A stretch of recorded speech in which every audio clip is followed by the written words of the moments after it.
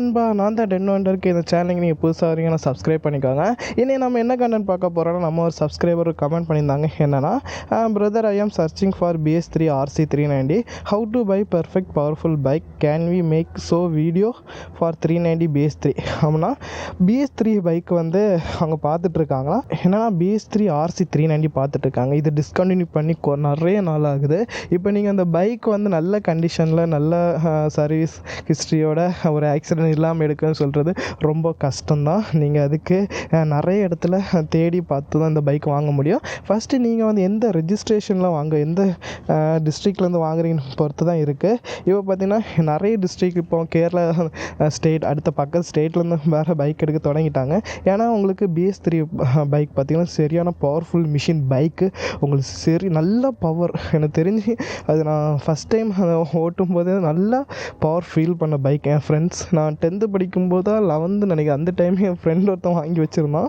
அப்போவுமே நாங்கள் ரைட் பண்ண, அப்போ என்கிட்ட அப்பாச் 180 இருந்து, அந்த டைம் நான் 180 ஓட்டிட்டு 390 ஓட்டும்போதுனா பயங்கரமாக பவர் தெரிஞ்சு ரொம்ப இது.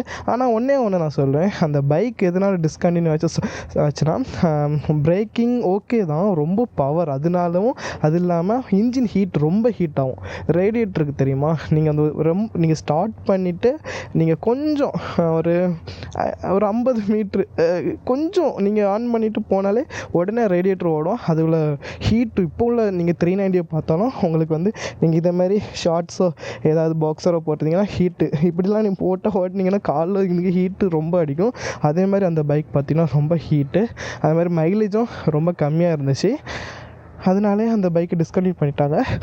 அதே மாதிரி என்னெல்லாமல் டெக்னிக்கல் ப்ராப்ளம் இருந்துச்சு அந்த பைக்குக்கு, ஓகேவா, அதனால தான் பண்ணிட்டாங்க. ஆனால் இப்போவும் நிறைய பேர், ஆனால் உண்மையில் சொல்கிறேன், அந்த ஸ்போர்ட்ஸ் லுக் பைக்கை என்ன சொல்கிறேன், ரீப்ளேஸ் பண்ண முடியவே முடியாது.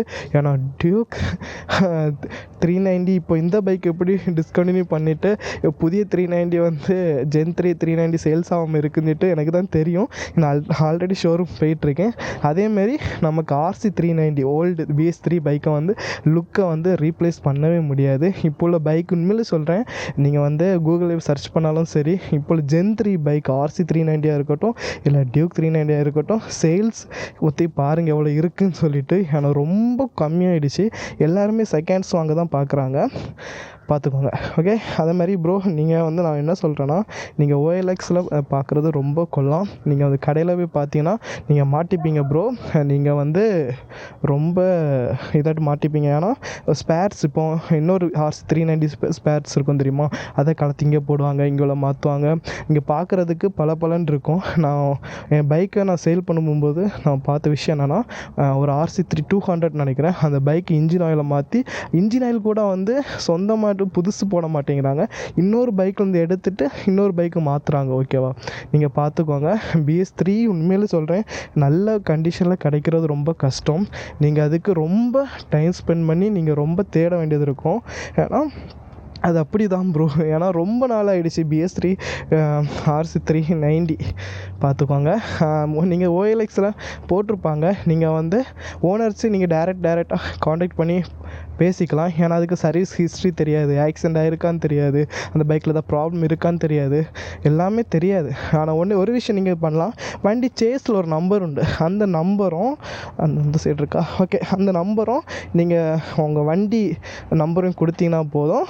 அவங்க ஷோரூமில் கேட்டிங்கன்னா அவங்க வந்து ஏதாவது ஆக்சிடெண்ட் ஆகி மாற்றிருக்காங்களா இல்லைன்ட்டு உங்களுக்கு செக் பண்ணி சொல்லுவாங்க. அது உங்களுக்கு அந்த ஆப்ஷன் இருக்குது. நம்பர் மட்டும் போதும், நம்ம இந்த நம்பரும் சேஸ் நம்பரும் மட்டும் போதும். நீங்கள் வண்டி எதாவது ஆக்சிடெண்ட் ஆகிருக்கா, எந்த வண்டியில் ஏதாவது ப்ராப்ளம், எதாவது சரி பண்ணியிருக்காங்களா, எதாவது மாற்றிருக்காங்களா, எல்லாமே பார்த்துக்கலாம். அது இல்லாமல் BS3 RC 390 பார்த்தீங்கன்னா எந்த ப்ரைஸ் வாங்குறது ஓகேனா, எனக்கு தெரிஞ்சு நாங்கள் கேட்கும்போது ஒரு 4000 கிலோமீட்டர் ஓடின RC 390 பார்த்தீங்கன்னா BS3 கிடையாது, அது BS4 3,05,000 கேட்டிருந்தாங்க. அப்போ நாங்கள் 3 லட்சத்துக்கு கேட்டோம், தரல. நாங்கள் அடுத்த பைக் எடுக்கலை. ஓகேவா, அது பார்த்தீங்கன்னா எனக்கு தெரிஞ்ச ஆக்சிடெண்ட் ஆன பைக் தான் நினைக்கிறேன். அதனால தான் அவங்க சேல்ஸ் வச்சுருந்தாங்க. ஏன்னா 4000 கிலோமீட்டர் தான் ஓடி இருந்துச்சு. எனக்கு தெரிஞ்சு ஒரு 270 250க்கு கிடச்சி கிடச்சி 250 கிடச்சலாம் பெரிய விஷயம். ஆனால் உங்களுக்கு நல்ல கண்டிஷனில் பைக் வேணும்னா ஒரு 270 280 ஆயிருங்க. ஏன்னா ரொம்ப டிமாண்ட், உண்மையிலே சொல்கிறேன். அது ரொம்ப பவர்ஃபுல் மிஷின், பவர்ஃபுல் பைக் அது. ஓகே ப்ரோ, உங்களுக்கு இது லோகேஷ் ப்ரோ, உங்களுக்கு வந்து இந்த வீடியோ உங்களுக்காக பார்த்து எடுங்க. முக்கியமாக சேஃப்டியாக பைக்கு ஓட்டுங்க கைஸ். ஓகே, இதேமாதிரி உங்களுக்கு எதாவது கண்டென்ட் பண்ணணுன்னா சொல்லுங்கள், கமெண்ட் பண்ணுங்கள். கண்டிப்பாக நம்ம கமெண்ட்டை பார்த்து தான் வீடியோ ரெடி பண்ணிகிட்ருக்கோம். Okay guys, by.